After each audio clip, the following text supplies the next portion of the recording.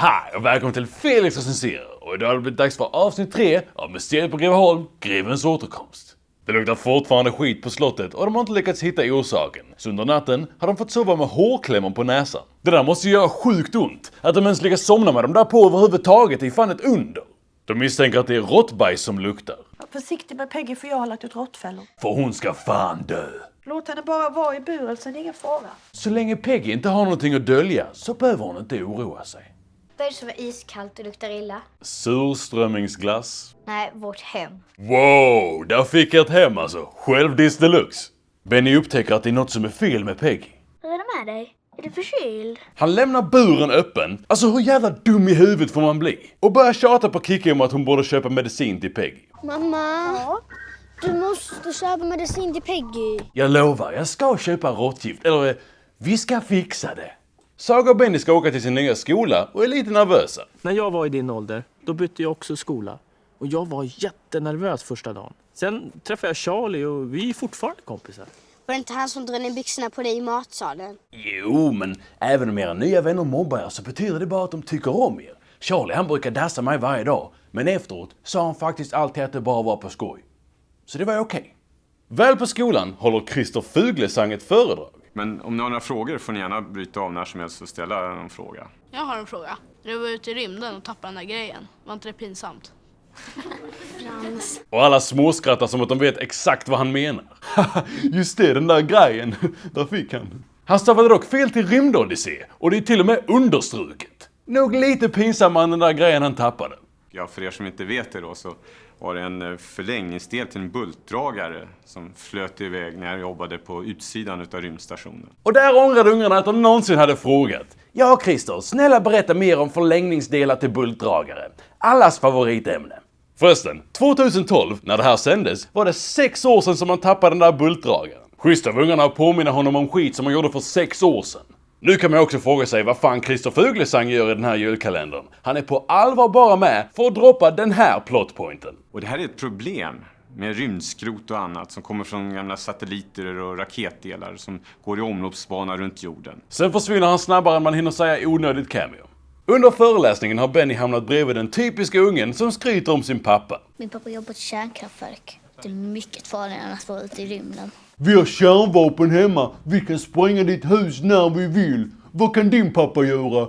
Ingenting. Även Saga har träffat en ny vän på skolan. Frans heter jag förresten. Ja, jag hörde det. Om vi ses. Love interest established. Nej, alltså på allvar. Det där är hennes love interest och det är så där de etablerade. Tjejgänget i klassen gillar dock inte att hon hänger med Frans. Han är ihop med Ida, du vet va? Du bor på Greveholm va? Ja. Har du en egen häst då? Nej. Det har jag. Har du egen tv då? Nej. Det har jag. Har du en egen kille då? Nej. Va? Har inte dina föräldrar köpt en egen kille till dig? Är ni fattiga eller? Men vänta. Jag har ett spöke. Är det en spökhäst eller en spökpojkvän? För annars är inte vi intresserade. Samtidigt som de är på väg till Greveholm för att kolla på spöken håller Stig på att leta efter stanken i huset. Kan det vara det som luktar? Det där inne. Tänk om de hittar det. Tänk om de hittar 300-åriga gömma med dank weed. Jo, vad kul! Men då får ni ju inget till er själva. Ja, eller kanske inte. Nej. Spökarna passar på att sätta en lussebull i hålet för att stoppa stanken när Stig ändå är nere för att prata med barnen som precis kommit hem från skolan. Var det bra skolan? Det var en astronaut där idag. Sveriges enda. Du kanske kunde varit lite jävla entusiastisk. Jag vet inte vad jag tycker om någonting. Ska jag gilla det här? De coola tjejerna har bara hängt med för att få se spöket. Hej, Stig. Välkomna. De kollar på honom som att jag skulle aldrig ta i din smutsiga hand, din äckliga gubbe. Alla ungarna går upp på ovanvåningen. Och jag tror jag fryser ihjäl. Det borde vara kallare utomhus och hon har ju fortfarande sin jacka på sig. Vill ni se min ärgråta? Ingen bryr sig, Benny. Benny har fått medicin som han ska ge till Peggy. Hon har rymt. Peggy, kom för mat. Åh nej, Peggy, var är du? Det enda jag bryr mig om är hela världen. Men jag bryr mig inte tillräckligt för att stänga buren ordentligt när det ligger en massa råttfällor överallt. Åh, det här är så äckligt. Råttan är inte där. Så är det Benny de tycker är äcklig.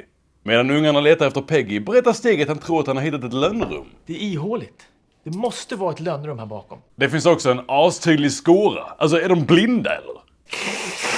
Men lyssnar du ens? Det luktar inget. Så spökarnas lussebulle lyckades alltså hålla lukten borta. Jag tänker inte ens kommentera det. Ta och plocka fram det där spöket nu.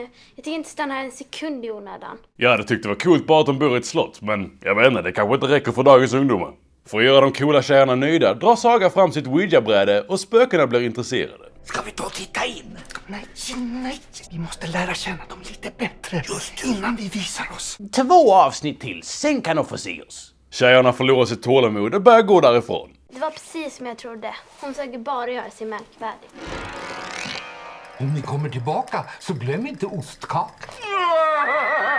Men Staffan, för helvete, vi sa ju 2 avsnitt. Staffan flyr därifrån och Benny hittar alla råttfällorna. Så då lever alltså Peggy. Då får det väl bli råttgiftet som dödar henne istället. Eller jag menar, råttmedicinen.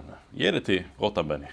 Okej, vi ses imorgon med ett nytt avsnitt och då kommer vi bland annat få se spökarna hänga med sina spökpolare Hitler och Stalin och mamman kommer få en ny 40-årskris och skaffa dreads. Missa inte det.